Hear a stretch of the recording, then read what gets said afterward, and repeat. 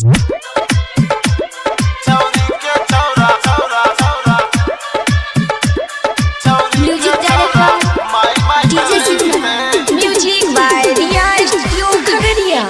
छौरी देते छोरा लेबे करते भले जे कुछ होते सब देखल जैते। जब छौरी देते छोरा लेबे करते भले जे कुछ होते सब देखल जैते रे। मकई में ओढ़नी बिछैते छौरी के छौरा माई माई करैते। मकई में ओढ़नी बिछैते छौरी के छौरा माई माई करैते। जब छौरी देते छोरा लेबे करते भले जे कुछ होते रे सब देखल जैते रे। मकई में ओढ़नी बिछैते छौरी के छौरा माई माई करैते। मकई में ओढ़नी बिछैते छौरी के छौरा माई माई करैते। छौरी के छौरा छौरा छौरा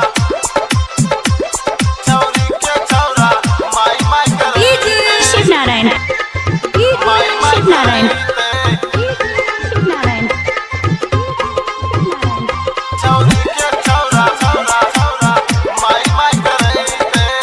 भले कुछ होते चाहे जानते जमाना छौरी छे जमान छौरा लुटते खजाना। भले कुछ होते चाहे जानते जमाना छौरी छे जमान छौरा लुटते खजाना। जब तक छौरिया में न झरते तब तक न छौरा छौरिया के न छोड़ते। मकई में ओढ़नी बिछैते छौरी के छौरा माई माई करैते। छौरी के छौरा छौरा छौरा छौरी के छौरा माई माई करैते। Shiv Narayan Shiv Narayan music by Riya studio Khagaria.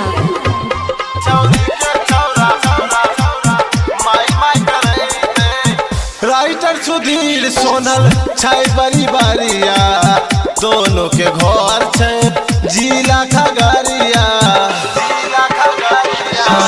Writer Sudhir Sonal छाई बड़ी बारिया दोनों के घर छे जिला खगड़िया। जब तक न छौरा के मन भरते छौरी के दोनों बम के रगड़ते।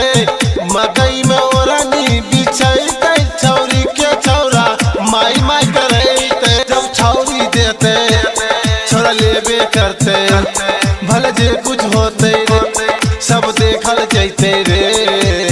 मकई में ओढ़नी बिछैते छौरी के छौरा माई माई करैते।